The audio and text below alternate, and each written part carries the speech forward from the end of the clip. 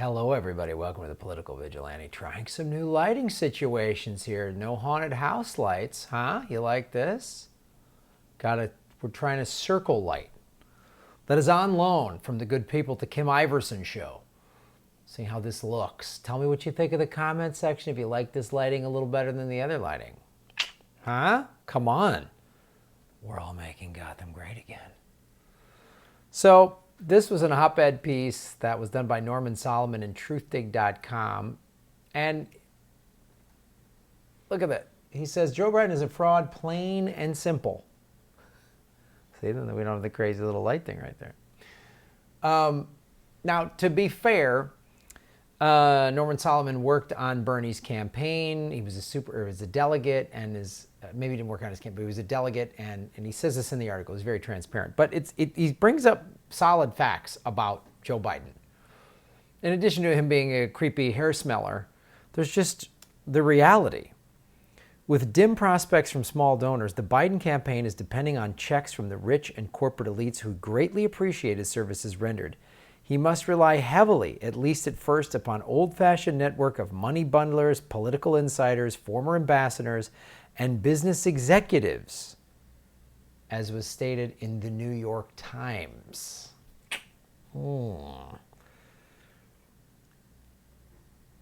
A gavel in Biden's hand repeatedly proved to be dangerous. In 1991, as the chair of the Judiciary Committee, Biden prevented key witnesses from testifying to corroborate Anita Hill's accusations of sexual harassment during the Clarence Thomas confirmation hearings.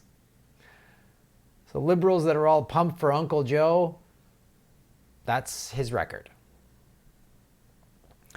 In 2002, as chair of the Foreign Relations Committee, Biden was the Senate's most crucial supporter of the Iraq invasion, a war that Bernie Sanders voted against. I think this was back when Kamala Harris was protecting pedophile priests as the district attorney in San Francisco. I don't know what my timeline is on that, but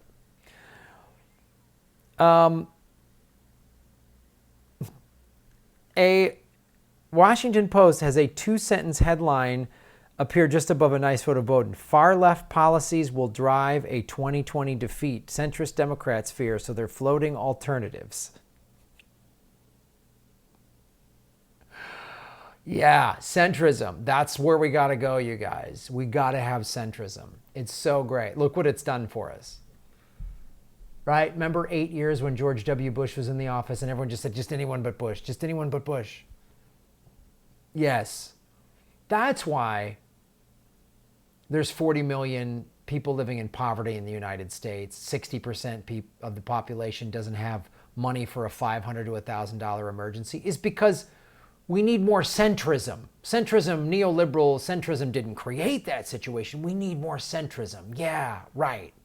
Exactly. Remember when Obama had the House and the Senate and could have passed like single-payer health care?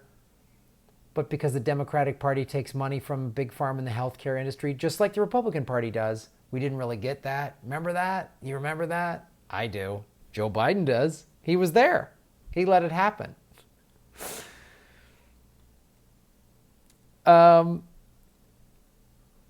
this is what Joe Biden also says about Bernie Sanders. I don't think 500 billionaires are the reason we're in trouble. No, Joe, that's exactly why we're in trouble. 500 billionaires. First of all, the fact that billionaires even exist is atrocious.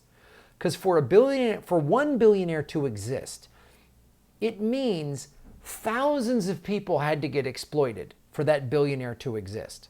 A millionaire can exist, making money, okay, sure. A billionaire? The only way for a billionaire to exist is exploit labor. That's how billionaires exist. They squeeze out resources and money. They pay their employees the least amount of money. They don't give them the benefits. That's how you become a billionaire. That's how Jeff Bezos has done it. Right? He's worth $158 billion. He flies around in a $75 million Gulfstream because look at his employees. Bernie Sanders had to fight to get Amazon to pay $15 an hour. Amazon owns Whole Foods. They're trying to unionize Whole Foods employees, and Bezos is doing everything he can to prevent that. Because $158 billion just isn't enough. Yeah, Joe, you have your fingers on the pulse. But of course, what would you expect from a guy that was VP during the greatest recession ever? Ever. Depending on the source, anywhere from 5 to 10 million foreclosures, my home being one of them, is because we let billionaires call the shots. Joe Biden, you corporate sellout.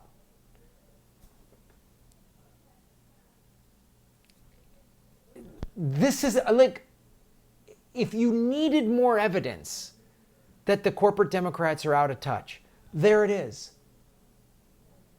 Then what are the, then answer me this, Joe Biden. Why are we in trouble? Why do we have the greatest wealth inequity ever? Ever? Why are there people? Why are people, the number one cause for bankruptcy is medical bills, Joe Biden? So it's not the billionaires? Great. This is in the New York Times. Joe Biden's paid speech buoyed the GOP in the Midwest battleground. This is where he went to Michigan. He got paid $200,000 and basically helped sink a Democratic candidate. That's Uncle Joe fighting for us. Right. Here's something he said. He said this in 2017. Hey, the rich are patriots too. The rich are as patriotic as the poor.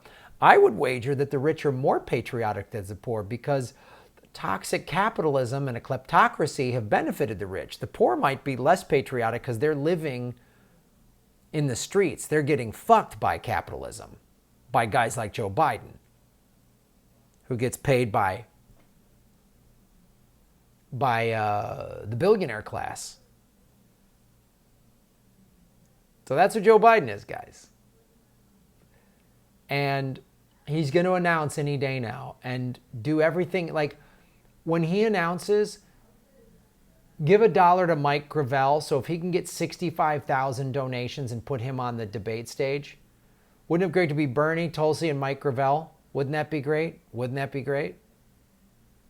Because this is Joe Biden is. The rich are patriotic. You know, bailing out billionaires aren't that bad. That's our boy Joe. That's our boy Joe. Thank you so much, Joe Biden, for showing us who you really are. Yeah, when you love billionaires, that's when you can go smell people's hair and be a sex creep. So he's a billionaire-loving sex creep. They put him in office.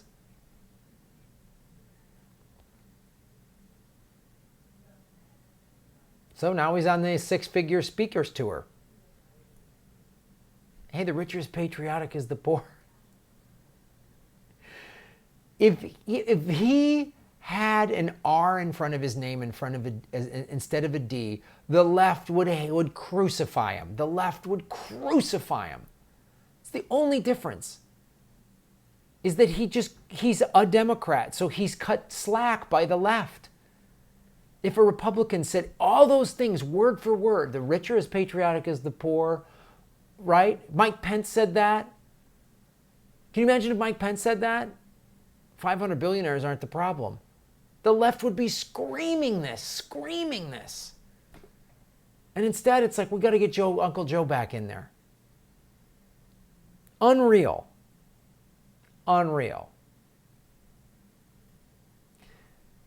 Thanks for watching, everybody. Please support the show at patreon.com/GrahamElwood. You can also watch all of the shows for free. Not for free, ad-free. No ads. If you go to rockfin.com/GrahamElwood, you can, if you sign up through there, I get residual income. Every time one of you signs up, it's only $10 a month for Rockfin, and you get to watch all the creators' premium content just for $10 a month. It's more like a Netflix model.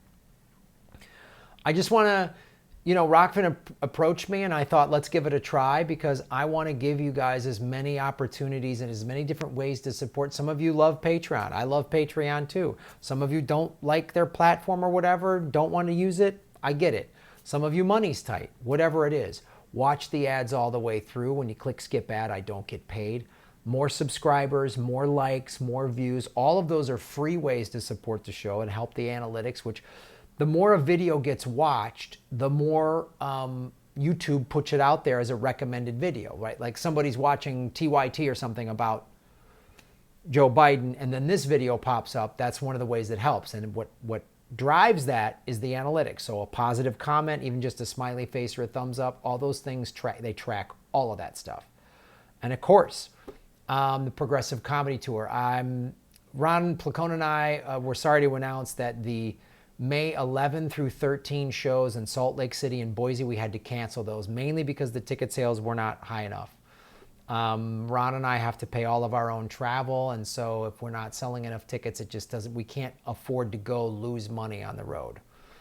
And I know Utah was a gamble. It's a very, very red state. I checked the analytics. It is one of the lowest states of viewers of this show.